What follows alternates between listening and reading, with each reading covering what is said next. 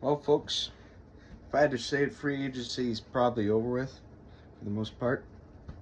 It is, pretty much. It's been over with for a couple of days now. But, yeah, I'm going to just be talking about, I'm going to be making a couple videos of each player that we picked up at free agency this year. Some of the good, some of the bad. Not really much bad, actually. Mostly pretty good, which is good, honestly. But let's get to it. Our first player will be the one that we first picked up in free agency, is Drew Dalman, the center out of Atlanta, the Atlanta Falcons. We signed him on a 3-year deal, $42 million. So he'll be getting paid on average like $14 mil per year, which would make him the second highest paid center in the league. The Bears dropped the money. They went after their center, their franchise center. Well, they went after a big name center, the best center in free agency, which hands to them, that was a good move. Because center, since like 5 years, when's the last time the Bears had a good center? Olin Kreutz, maybe. Yes, you could make the argument of Cody Whitehair, but Cody Whitehair was good, yes. But then he just went like this, and then after that, it was Lucas Patrick, then Cole Shelton, and then some other guys, Sam Mustipher. I mean, all these guys that were just bums. And now we go out and sign Drew Dalman, who hopefully will help this offensive line go from shit to just wrecking shit.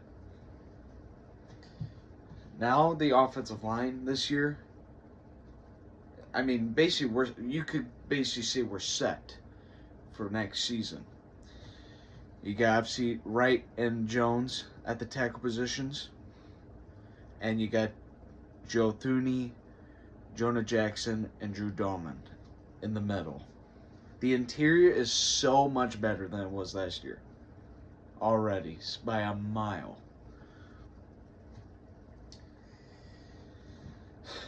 It was a good move for the Bears to get Drew Dalman.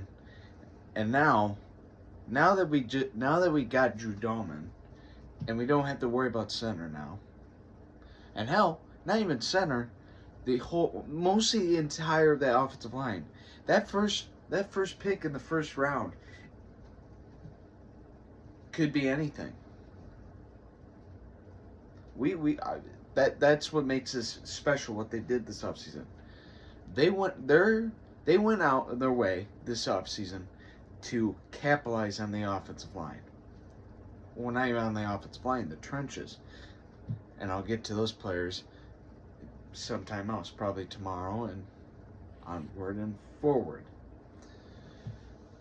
But yes, that first pick now doesn't have to be offensive line. And it probably doesn't even have to be deal. It doesn't really have to be anything. It is whoever's there, best available, you take them. Obviously not quarterback. But who knows? Maybe a team is so desperate for a quarterback falls to us at 10, could just give a bunch of capital to us.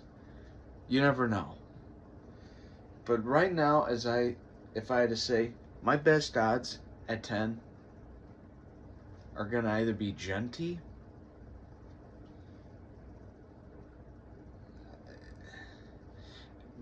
the top one is Genty. I just think it's going to be Genty at 10. I just think Ben Johnson wants a better, powerful runner than Swift is, which Swift isn't that. I don't know. They could also go Warren out of Penn State, the tight end. Get someone that's not only just great as a tight end, but also could be a slot. You could still go online in the draft, just make that O-line even more. Build that offensive line, because you never know. Yeah, they extended Jonah Jackson, when they traded for him. They just extended his contract for us. Drew Dalman's going to be here for a little bit. Joe Thuney's a question mark right now. I'm going to guess he's going to get extension. I don't know. Braxton Jones is the biggest question mark probably on this team. We don't know what's going to happen. If he does great this year, I'd assume he's going to stay. But Braxton Jones, you could get better out of a tackle in a draft or around free agency than Braxton Jones. He's going to be asked for a lot of money for an average to even sometimes below average tackle.